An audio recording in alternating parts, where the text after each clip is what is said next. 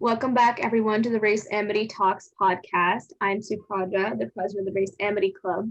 And today we have two students from the Muslim Student Association at the high school to talk about the holiday of Ramadan. So first, would you guys like to introduce yourselves?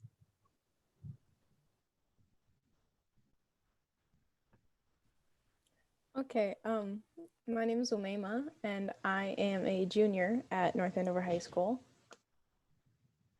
My name is Selma, and I'm also a junior at North Andover High School. Okay, welcome, guys. Thank you for being on our podcast today. So first, I guess, Umayma, why don't you start us off with what exactly is Ramadan? So Ramadan is a month in the Muslim calendar, and essentially in Ramadan, Muslims will fast from sunrise to sunset throughout the 30 days of the month. And Selma, I know you wanted to talk about this. So, what exactly is the purpose of Ramadan? Why do Muslims observe this holiday? Sure. So its purpose is really for Muslims to connect to God and just it's literally a physical cleanser and a spiritual cleanser, because when you don't eat and drink for a certain period of time, it has a lot of health benefits for you, and it gives your digestive system a break. And also it's a spiritual cleanser because you're able to connect more with God and bond with family and things like that.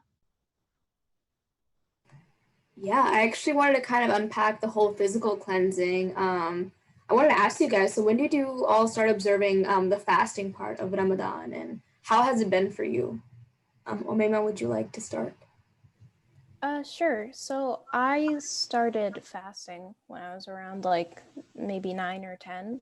And at first, I would just fast like some days within Ramadan. I wouldn't do the entire 30 days. But as I got older, I started doing the like whole 30 days of it. And yeah, I feel like a common misconception that people have is that Ramadan is like a very like strenuous.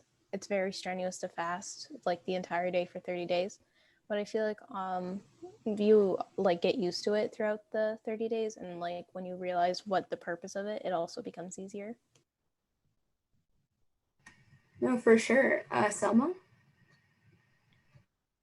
I think I started fasting my first time in sixth grade, but before that, like Umayma, I used to just try to fast some days.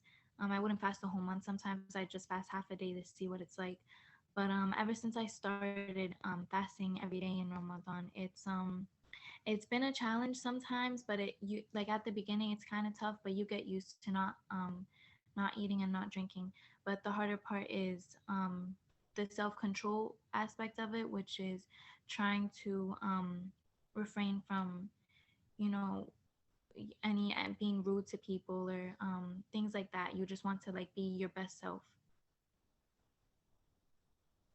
Yeah, that was really powerful, guys. Thank you for sharing. So I do know that at the end of the day, after fasting, you guys have huge feasts. So would you guys kind of like to talk about what your family does for this holiday? Omema? Sure. So, during iftar, like when during Ramadan, iftar is a very like group family activity sort of thing. So like the whole family will like pitch in to like make something for iftar, and also we'd all sit down to eat at the same time. So it's kind of this like getting closer with your family thing.